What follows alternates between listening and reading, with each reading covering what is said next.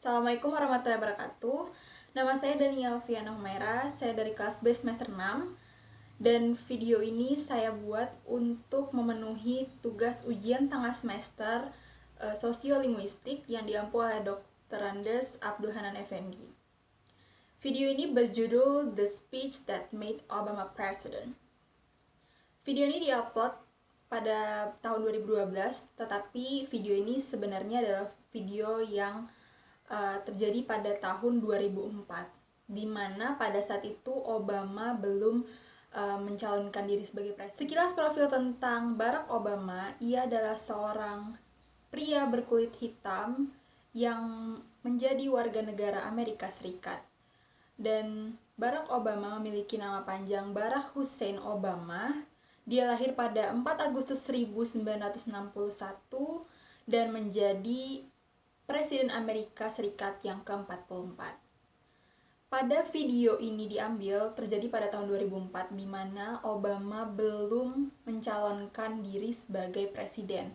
Dia hanya mewakili Senat Amerika Serikat, di mana dia melalui kemenangannya pada pemilu pendahuluan Partai Demokrat di bulan Maret. Nah, dalam video ini juga terdapat 4 komentator di mana mereka adalah seseorang yang sudah sangat ahli di bidang political speech atau pidato tentang politik, dan keempat orang ini akan memberikan interpretasinya dan komentar-komentarnya mengenai video speech yang dibawakan oleh Barack Obama. Yang pertama, ada seorang penulis yang menulis buku Live from the Campaign Trail. Dia adalah seorang bernama Michael Cohen. Dan yang kedua adalah Carlton McIlwain, seorang profesor komunikasi di University of New York. Yang ketiga adalah Robert Lehman. Dia adalah seorang kepala penulisan pidato untuk Wakil Presiden Gore di Universitas of America. Kemudian yang ketiga adalah keempat adalah Mario Cuomo, seorang mantan gubernur New York. Video ini dibagi menjadi beberapa bagian.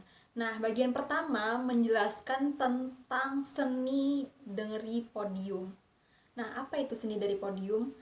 Di sini akan dijelaskan oleh beberapa ahli dan saya akan menyampaikan beberapa pandangan dari keempat ahli yang sudah saya sebutkan. Pertama akan disampaikan oleh Robert Lehman, seorang penulis pidato utama untuk Wakil Presiden Gore, di mana dia melihat pada saat itu di tahun 2004, di mana Obama memberikan speech pidato pertamanya di hadapan banyak audiens yang terjadi di Democratic National Convention di Boston, Amerika.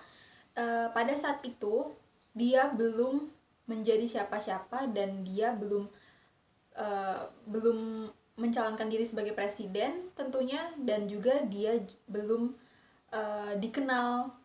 Pernyataan dari Robert Lehman ini kemudian ditambahkan oleh penulis yang bernama Michael A. Cohen.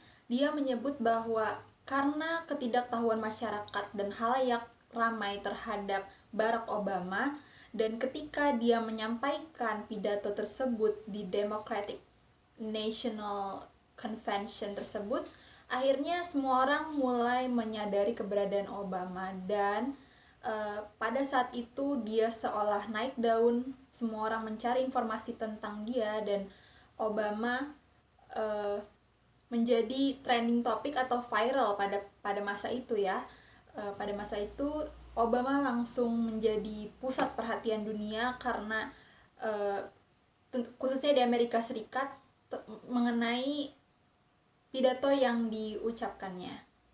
Dan menurut Michael A. Cohen ini juga bahwa Obama memiliki kesempatan untuk membuka jati dirinya dan memberitahukan kepada banyak masyarakat tentang siapa itu dirinya. Nah, sedikit yang saya baca tentang kejadian mengenai berlangsungnya pidato ini, Sebelumnya istrinya yaitu Michelle Obama tidak menyetujui untuk Obama terjun ke dunia politik, apalagi mengizinkannya menjadi seorang yang presiden atau mewakili suatu organisasi untuk speak up di depan banyak orang. Tetapi Obama ini sudah meyakinkan dirinya untuk ingin membuat perubahan yang besar, sehingga istrinya pun juga akhirnya mendukung keputusannya tersebut. Seperti yang dilontarkan oleh Obama pada awal video, dia mengatakan bahwa dia merasa tidak percaya bahwa dia berada di panggung sebesar itu dan memberikan speech dia kepada beberapa ratus atau beberapa ribu audiens yang ada di depannya. Dan dia juga, seperti yang dilontarkan oleh Obama pada awal video, dia mengatakan bahwa dia merasa tidak percaya bahwa dia berada di panggung sebesar itu dan memberikan speech dia kepada beberapa ratus atau beberapa ribu audiens yang ada di depannya. Dan dia juga menjelas seorang imigran atau seorang pelajar asing yang datang ke benua Amerika untuk menuntut ilmu. Jadi ayahnya seorang Barack Obama ini adalah seorang berkebangsaan Kenya atau Afrika yang pada saat itu pada saat itu pergi ke Amerika untuk belajar dan kemudian bertemu dengan istrinya yang mana ibunya Barack Obama, dan akhirnya memiliki keluarga di sana dan lahirlah Obama beserta. Nah, menurut Michael A. Cohen, dia juga menambahkan bahwa jika ingin pidato kalian terlihat luar biasa dan diminati oleh banyak audiens, yaitu kalian harus bisa menghubungkan antara konteks yang sedang dibicarakan dalam pidato dengan kehidupan atau pengalaman pribadi kalian sendiri.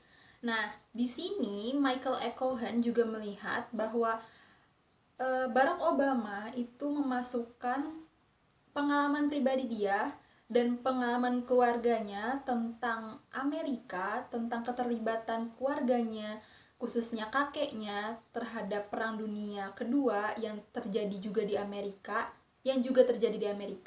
dan dia memasukkan hal itu dan menjadikannya dan menghubungkannya ke dalam konteks pidato yang sedang dibicarakannya. Hal ini dibenarkan oleh Robert Lehman, di mana dia adalah seorang penulis pidato utama untuk wakil presiden Gore, dan dia mengatakan bahwa benar bahwa kakek dari Barack Obama ini adalah salah satu veteran Perang Dunia Kedua yang juga membela atau mempertahankan Amerika Serikat. Sehingga pada akhirnya orang-orang kulit putih akhirnya juga mulai mengakui tentang keberadaan atau tentang pejuang kulit hitam yang juga bersama-sama mempertahankan wilayah Amerika Serikat, termasuk kakek dari Barack Obama. Nah, Barack Obama juga menyampaikan dan memperjelas ceritanya bahwa dia memang bagian dari Amerika Serikat, di mana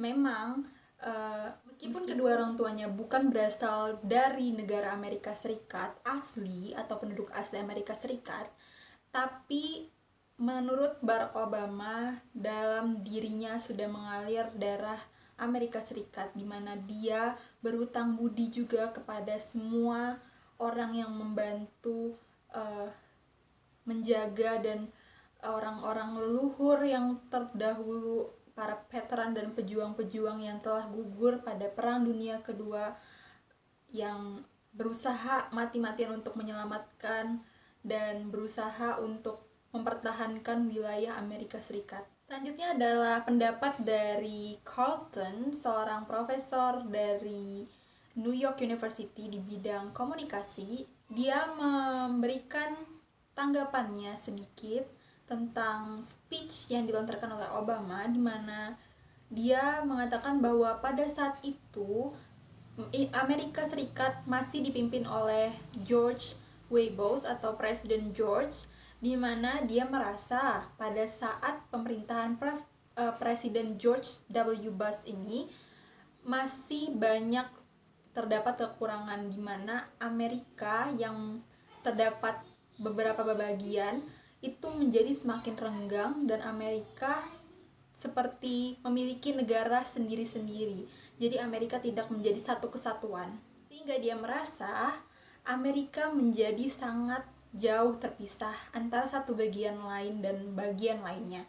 Nah, Profesor Carlton ini juga sama dengan Barack Obama di mana dia adalah seorang kulit hitam. Dalam pidatonya, Barack Obama juga menambahkan pendapatnya atau apa yang dia rasakan terhadap negaranya dengan tujuan untuk mengajak masyarakat untuk lebih peduli dan lebih aware lagi terhadap pemerintahan, di mana dia mengatakan bahwa negara Amerika Serikat itu pada saat dia melakukan pidato tersebut, dia juga merasa bahwa Amerika Serikat ini terpecah-pecah, di mana mereka seperti memiliki beberapa bagian negara, meskipun sebenarnya memang betul Amerika memiliki beberapa bagian negara, tetapi menurut Barack Obama dan menurut Profesor Carlton McElwain ini, mereka sependapat bahwa Amerika Serikat menjadi semakin renggang, semakin jauh. Mereka tidak mau peduli dan mereka tidak mau merangkul Amerika bagian lain, sehingga jika ada suatu masalah di Amerika bagian lain, maka Amerika bagian lainnya pun tidak akan membantu atau hanya menganggap itu adalah masalah pribadi antar wilayah. Nah, seperti yang kita ketahui juga bahwa Amerika itu terdiri dari beberapa bagian, yaitu Amerika Utara dan Amerika Selatan. Amerika Utara itu terpusat di New York, Washington DC, dan seperti Las Vegas dan kota-kota besar seperti itu. Nah, untuk Amerika Selatan itu seperti negara Brazil, Kanada, dan sebagainya. Nah, seperti yang saya tahu bahwa negara Amerika bagian selatan itu lebih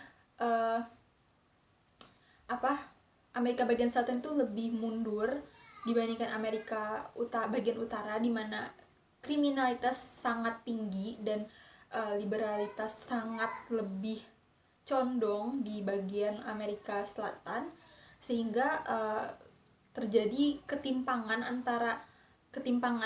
dan ketidakmerataan antara Amerika Utara dan Amerika Selatan dalam hal kesejahteraan masyarakatnya. Karena itu, Barack Obama mempertegas bahwa untuk mencapai suatu keadilan dalam bernegara itu diperlukan adanya kerjasama antara satu dengan yang lainnya, antara pemerintah dan masyarakatnya, serta menurut Barack Obama juga masyarakat harus saling menjaga satu sama lain agar kesejahteraan dan kemakmuran bisa dapat tercapai. Tujuan kesejahteraan dan kemakmuran sosial itu bisa dapat tercapai. Dan Amerika Serikat itu terdiri dari banyak sekali etnis, banyak sekali orang yang berasal dari negara-negara lain yang datang dan menetap dan akhirnya menjadi warga negara tetap di Amerika Serikat, sehingga tidak ada yang benar-benar memiliki Amerika, tapi Amerika ada milik bersama, milik semua orang yang ada di dalamnya, bukan Amerika Latin, bukan Amerika liberal, bukan Amerika konvensional, tetapi satu Amerika, yaitu Amerika United States of America. Obama sadar bahwa apa yang telah dia ucapkan dalam pidatonya bisa saja menjadi bumerang kepada dirinya sendiri. Dan dia melantarkan itu di dalam pidatonya juga. Dia mengatakan bahwa tidak heran jika misalnya nanti suatu saat akan ada ancaman atau kritik atau hal-hal yang bisa membahayakan dia dan keluarganya karena dia mengangkat isu tentang masalah masyarakat yang masih terjadi di Amerika pada saat itu.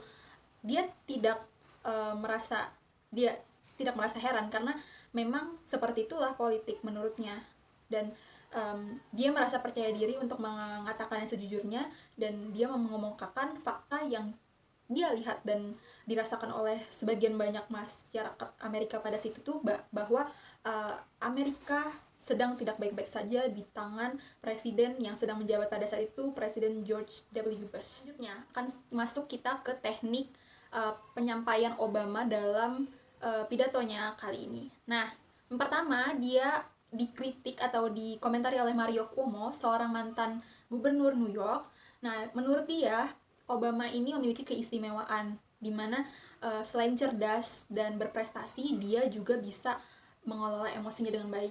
Di mana ketika Obama menyampaikan speech-nya di hadapan banyak orang, di hadapannya tersebut, itu akan sangat sulit jika seseorang tidak pernah melakukan latihan atau seseorang tidak terbiasa untuk berbicara di hadapan banyak orang. Nah, tetapi Obama dengan percaya dirinya, dia dengan kemampuan berbahasa yang sangat bagus, dia menyampaikan aspirasinya, dia menyampaikan pendapatnya tentang pemerintahan pada saat itu.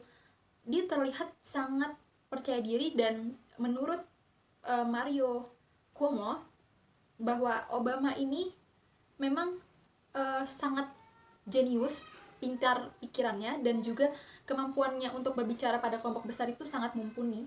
Secara kita tahu Obama ini mendapatkan gelar S3 di University of Columbia kalau saya tidak salah, sehingga memang kapasitas dia sebagai seorang politikus itu memang sudah dipertaruhkan gitu. Banyak sekali orang-orang yang ketika mereka dia suruh untuk berbicara di hadapan banyak orang, itu akan ada nervous, dan kemudian akhirnya apa yang ingin dibicarakan akhirnya tidak tersampaikan kepada audiens karena tiba-tiba semua yang dirancang dalam otak semuanya hilang. Tetapi Obama sangat bisa memanage emosinya dan bisa menjelaskan secara baik di hadapan audiens yang begitu banyak di konvensional tersebut. Hal ini yang membuat Mario Cuomo sangat apresiasi dengan Barack Obama, karena dia selain pintar, tetapi dia juga bisa mengelola emosinya dan bisa menyampaikan aspirasi yang dia inginkan. Dia bisa menyampaikan perubahan yang ingin dia ubah terhadap Amerika Serikat, dan mengajak semua audiens bersama-sama dengan dia untuk bisa membawa perubahan kepada negaranya. Itu sangat diacungi jempol oleh Mario Cuomo. Menjadi konkret dan menjadi sangat bagus dikarenakan ada 3 hal. Yang pertama, dia mengkaitkan atau mengkonkretkan cerita yang dia sukai dan dia masukkan ke dalam pidatonya. Dan yang kedua, dia menyampaikan fakta, kemudian dia membawa cerita tentang kehidupan pribadi dia ke dalam konteks pidato. Kemudian yang ketiga, dia juga suka antetesis atau penggunaan pengulangan atau repetisi, di mana di dalam speech-nya si Obama, dia mengatakan berulang-ulang kali beberapa kata yang dia ulang, seperti there are no America Liber, there are no America Latin, there is one America, United States of America. Nah, tujuannya apa melakukan pengulangan ini? Tujuannya untuk mengkontraskan atau menekankan makna yang ingin disampaikan oleh si penutur. Nah, Barack Obama itu dia lebih menekankan ke poin-poin tersebut karena dia ingin menekankan bahwa kita adalah satu negara kesatuan. Tidak ada negara-negara pecahan atau tidak ada bagian-bagian. Kita adalah satu, kita adalah Amerika Serikat. Sehingga dia mencoba untuk membawa hal itu ke dalam repetisi atau pengulangan, sehingga terjadilah suatu pidato yang baik. Dalam politik itu pasti akan ada yang namanya politik adu domba, di mana politik adu domba tersebut masih dia rasakan, dan dia bisa melihat bahwa Amerika itu seolah-olah diadu domba dengan negara bagian yang sebelumnya. Seperti yang saya sudah sebutkan di awal tadi, Amerika Utara dan Amerika Selatan itu memiliki ketimpangan sosial yang cukup signifikan, di mana Amerika Utara lebih maju dibandingkan Amerika Selatan. Nah, sebenarnya ketimpangan sosial ini tuh sudah terjadi sejak Perang Dunia Pertama, kalau saya tidak salah. Itu sudah terjadi ketegangan antara beberapa Amerika bagian tersebut, karena memang pusat pemerintahan kan terjadi di Amerika Utara, sehingga Amerika Selatan itu lebih mendapatkan atensi yang kurang lah intinya dari pemerintah pusat, seperti itu. Sehingga Barack Obama mengajak audiens dan seluruh warga Amerika Serikat untuk bisa tidak terprovokasi dengan isu-isu yang bertebaran di luar sana, dan tetap berpegang teguh bahwa Amerika Serikat itu adalah Amerika yang satu yang tidak terpecah belah. Nah, Michael A. Cohen juga menambahkan tentang teknik yang digunakan Barack Obama dalam speech-nya, dalam pidatonya. Dia banyak menggunakan tangan atau gerakan gestur, di mana gestur ini juga menjadi kunci di mana seseorang akhirnya menjadi jauh lebih terlihat rileks ketika berbicara. Seperti yang saya lakukan sekarang, saya juga menggunakan metode ini atau teknik ini karena saya pikir ketika kita menjelaskan dengan menggunakan tangan, bukan hanya sekedar lewat lisan tapi juga lewat gestur badan kita, itu akan lebih meyakinkan pendengar atau audiens kita tentang apa yang ingin kita sampaikan. Nah, hal ini juga didukung oleh pernyataan dari Profesor Komunikasi Universitas New York. Dia mengatakan bahwa Obama ini memiliki energi ketika dia berpidato, yang mana akhirnya energi positif itu tersalurkan atau tersampaikan kepada audiens, sehingga akhirnya apa yang dia sarankan, apa yang dia ucapkan, dan aspirasi apa yang dia ingin sampaikan kepada audiensnya itu tersampaikan, karena memang pembawaannya pun nyaman dan tidak terlihat kaku, seolah-olah dia sudah sangat mumpuni di bidang pidato-pidatoan ini, seperti itu. Nah, menurut Barack Obama, pemilihan umum itu tergantung kitanya lagi. Kita ikut berpartisipasinya secara sehat atau tidak, secara sinis atau secara positif. Secara sinis, kita hanya mengkritik pemerintahan saja tanpa tanpa mengetahui alur yang sudah ditempuh oleh pemerintah untuk menyejahterakan rakyat itu seperti apa. Tapi kita hanya bisa memberikan komentar-komentar miring saja, memberikan isu-isu yang tidak baik gitu untuk pemerintahan dan untuk negara. Atau kita ikut berpartisipasi dengan pemerintah, bersama-sama berupaya untuk menyejahterakan masyarakat, menyejahterakan rakyat, kemudian bersama-sama ikut bersosialisasi dengan pemerintah untuk memberantas korupsi misalnya. Pokoknya intinya itu tergantung kitanya lagi. Tapi di sini Obama menekankan stop untuk berpolitik secara cynical atau secara sinis. Ayo kita bareng-bareng bersama-sama menuju Amerika yang lebih baik lagi, Amerika yang penuh dengan harapan, Amerika yang penuh dengan mimpi, di mana Amerika bisa menjadi negara yang jauh lebih baik lagi ke depannya, bisa memberantas semua permasalahan yang pernah atau yang belum selesai oleh kepemimpinan dari presiden-presiden sebelumnya. Disampaikan oleh Robert Lerman yang tadi adalah seorang penulis pidato utama untuk wakil presiden. Dia sangat terkesima dengan seorang Barack Obama ini, dan dia berharap bahwa Obama ini akan menjadi seseorang yang membawa perubahan besar bagi Amerika Serikat, karena dia sudah melihat pada saat itu Obama ini memiliki potensi untuk bisa menjadi pemimpin di Amerika Serikat. Nah, sehingga dia mengatakan bahwa pidato Obama ini adalah pidato yang sangat-sangat bagus, pidato yang dibawakan dengan sangat baik, bahkan mengalahkan pidato kebaktian dari John Kerry yang menggemparkan, dan akhirnya pidato inilah yang membawa Obama menjadi seorang presiden. Akhir speech atau pidato yang disampaikan oleh Obama, dia mengatakan bahwa dia berharap suatu hari akan ada perubahan untuk Amerika Serikat, akan ada perubahan untuk kita semua, dan akan ada janji yang tertepati, dan kemudian Amerika Serikat akan menjadi negara yang lebih maju lagi, lebih baik lagi. Yang dapat saya ambil dari video The Speech That Made Obama President ini, yang pertama tadi teknik. Saya mempelajari tentang bagaimana teknik Obama dalam menyampaikan pidato supaya lebih baik lagi. Itu yang pertama tadi, memang harus percaya diri, kemudian mengaitkan antara hubungan antara konteks pidato dengan pengalaman pribadi atau pengalaman cerita diri sendiri yang dimasukkan ke dalam konteks pidato. Kemudian yang ketiga, tadi ada juga yang harus melakukan pengulangan atau repetisi, di mana hal itu berfungsi untuk mengkontraskan atau meng-highlight hal yang ingin kita tonjolkan dan hal yang ingin kita lebih sampaikan kepada masyarakat, agar masyarakat tuh jauh lebih kena terhadap apa yang ingin kita sampaikan atau pidato kita, sehingga lebih efektif, seperti itu. Kemudian yang kelima, harus lebih banyak-banyak latihan, karena saya tahu orang sekelas Obama pun pasti memerlukan praktis agar dia bisa speak dengan baik di hadapan audiens sebanyak itu, sehingga